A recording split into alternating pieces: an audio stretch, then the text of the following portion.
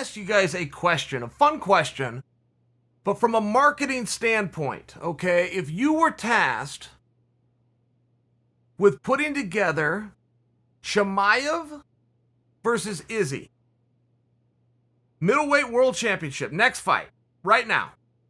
Chimaev goes right into Izzy. If you were tasked with that, how would you go about it? And I'm not looking for an X's and O's breakdown here. I'm looking at how do you take a guy who's been in a division twice, been in the octagon 3 times, and throw him into a world title fight. And I think for all of us, we're ready to accept that right now. Just because of the gap that he has shown between the 3 bodies that he's been in there with and himself, what do you do? What do you do with the fact that he's also a welterweight, but we're now talking about a middleweight fight? How are you gonna sew that up? How do you justify him being a number 1 contender? How do you get Adesanya's attention to do it? That might actually be the easiest part of this entire equation. It sounds like Adesanya's in for anything. It seems like. He certainly never shied away from a hard fight or tried to justify who had the right to be there. I mean, go see the Romero fight.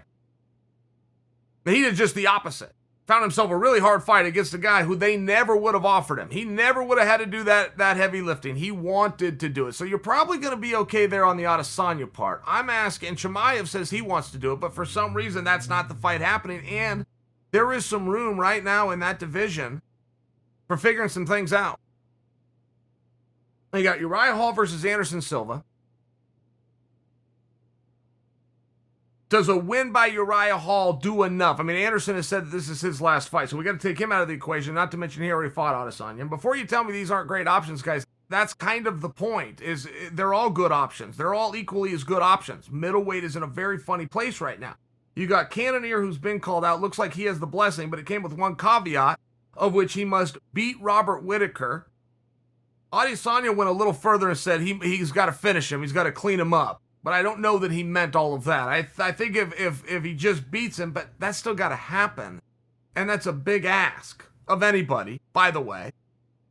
Then you're going to have some downtime. I mean, no matter who wins that fight between Whittaker and Cannonier, those guys are going to go out and bludgeon one another. You're going to need a little bit of time, known as recovery, just before you even get back into camp to then have the Adesanya fight. I don't know that the dates match up. Even though that's where we would all heavily bet that it is going in that direction, I just don't know if the dates match up. Till's never not a good idea. Gaslam, I believe, has something else to do. I believe he has a match coming up. Jack the Joker's out there, but there just doesn't seem to be an interest in that right now. Weidman has shown an interest. Weidman would get Adesanya's attention. It's very hard to go out and beat world champions. It's very hard. There's not a lot of them out there. And then a former world champion is generally gone from the sport. You have an active world champion that you could go out and prove that not only am I the best at this time, I beat all the guys of that time too. It's just a hard thing to get, right? It's just a timing issue. It's just a hard thing to get. Khabib never got matched up with the Jen Pulvers and the BJ Penns of the world. It just didn't happen for him. So if you can get that deal, I would imagine that is something Adesanya would want to do. So if you look at Weidman, and you look at Chimaev, I mean, I know that I'm grasping at straws a little bit with Chimaev, but Chimaev asked for the fight, and it got Dana's interest at least enough that Dana took the fact that it was asked for to the media. He wanted to see what was going to happen. He was throwing a hot potato out there and seeing who's going to pick up on this thing. So that shows that he has a level of interest. He's not ready to write that idea off just yet, but there's still a story to tell, and there is a little bit of a hard time to tell a story when a guy's only had a fight 3 times. So I'm just asking. It's a very hard riddle. If you were tasked with putting that fight together and selling the story to the masses, how would you go about it? I think a lot of your job would be done for you. I think if the odds makers had to go down and sit down and come up with numbers and lines on that fight, I think it's going to be a lot closer. It might surprise you how close that is. I don't know that you're going to have a problem selling the idea of Chimaev being small for the weight either. He is small for the weight, but guess what? So's Adesanya. I mean, I think there's a way to do it. and it can for sure happen down the road. That'll fall in your lap. Oh, yeah, anybody can sell a Ferrari. The impressive guy can move that used Volvo in the back of the lot. That's what I'm asking you to do. How are you going to sell right now? And in all fairness, what parts of the story is missing? You got two young, brash guys that have been very dominant. Izzy, over a longer period of time, that still in the world of sport has been short. I mean, his rise has been so meteoric and so fast, but it's still a longer period of time.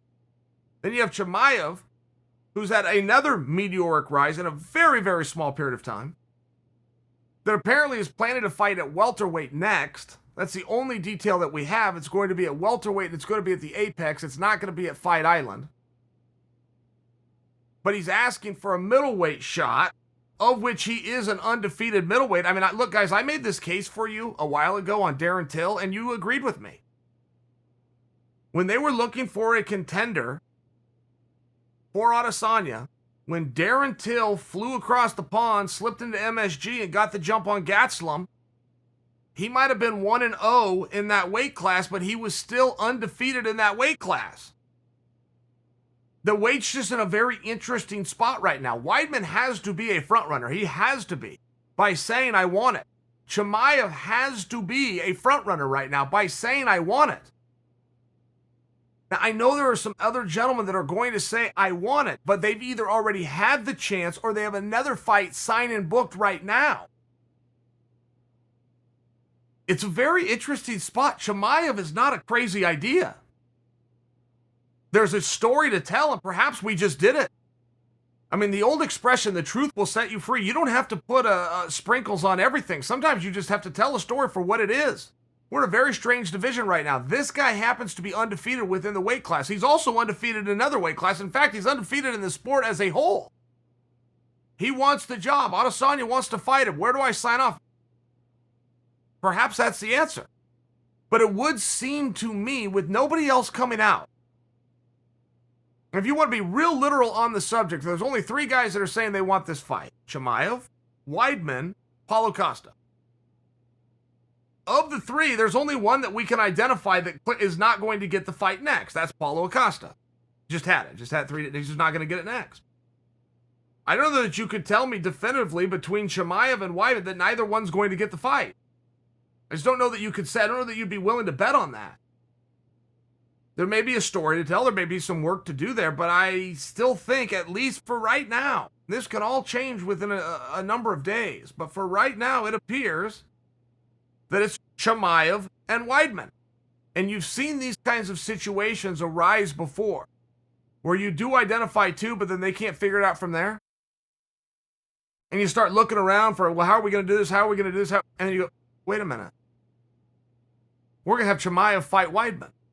And the winner's going to fight Adesanya. I'm just offering for him, but these are like how these things seem to work out. I don't know that Chimaev and Weidman have to fight, but it seems like that might be what finally has to happen. If Chimaev and Weidman go and fight, the reason that I'm not saying that I'm bullish on that idea right now, as much as I would love to see that match, the reason I'm not bullish on it right now is what we're really trying to do is figure out somebody for Adesanya. We're not just trying to get all of the contenders matched up. That's the spot that we're in.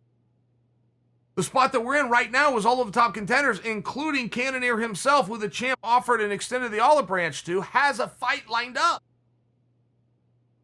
So I don't know before we want to put Chimaev and Weidman together and then somehow we're going to declare that a number one contendership match. I mean, them boys can't just be fighting for the fun of fighting. Both want to be a world champion. There's got to be a reason for doing it. I'm sure they would agree if that was the caveat. What I'm suggesting for you is before we go down that road, we're trying to figure out who's next for Adesanya. That's the only puzzle we're trying to solve right now, and you have two guys. Three if we're literal, but one that can't get it. We have two guys. So if you were tasked with telling the story, how would you tell it?